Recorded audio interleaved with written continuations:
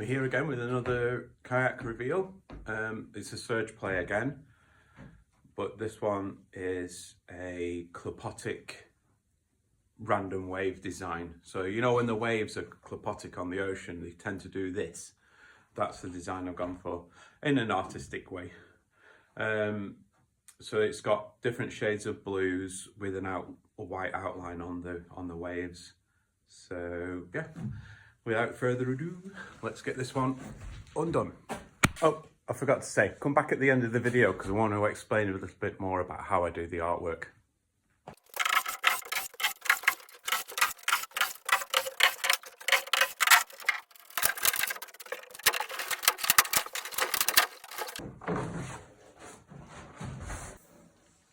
Ooh, that looks quite nice, doesn't it?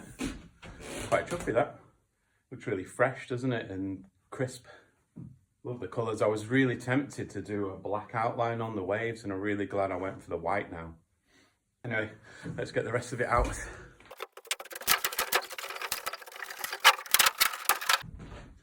Success. Right, we're going to get this one cleaned up, get the hatches cut out, and then I'll come back with some nice photos.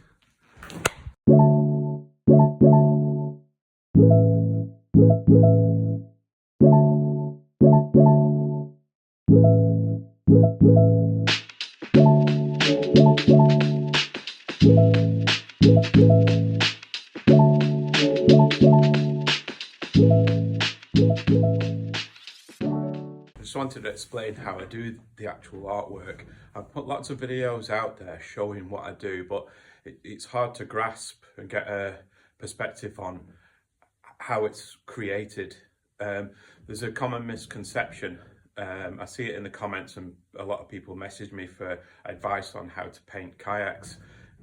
People think I paint kayaks, so they think I'm possibly either buy them in and paint them, or I make a shell and then I paint the shell afterwards, you know, with car body paint and all that sort of stuff. It's completely not how I do it. So if you imagine if you were to build a fiberglass kayak, the first thing that you would place in the mold would be the gel coat.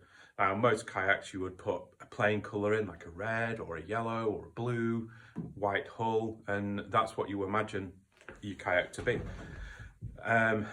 So over the years I've developed a way that I can actually place the gel coat in the mold in an artistic way.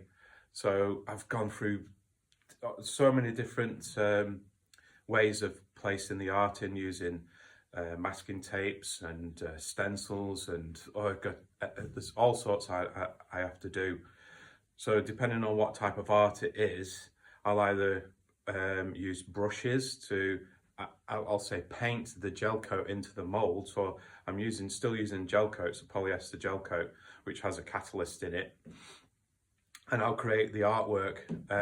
It's really quite difficult at times because I've got to start with the very fine details of what you see on the artwork. I've got to start with that first, and then I have to start backing it up in different colours.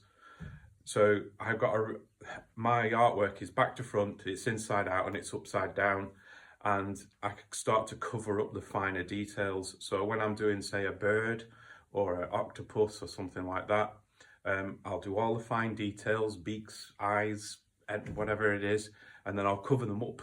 So I'll start covering up with the backing colours to a point where all the gel coat is completely finished, and then I'll go over with the layers of fiberglass which make the kayak.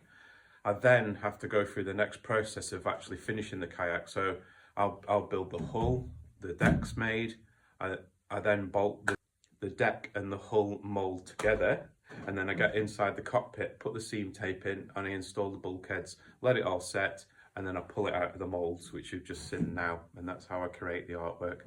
So I don't paint kayaks. That's not what I do. I build composite kayaks and I put the gel coat in artistically.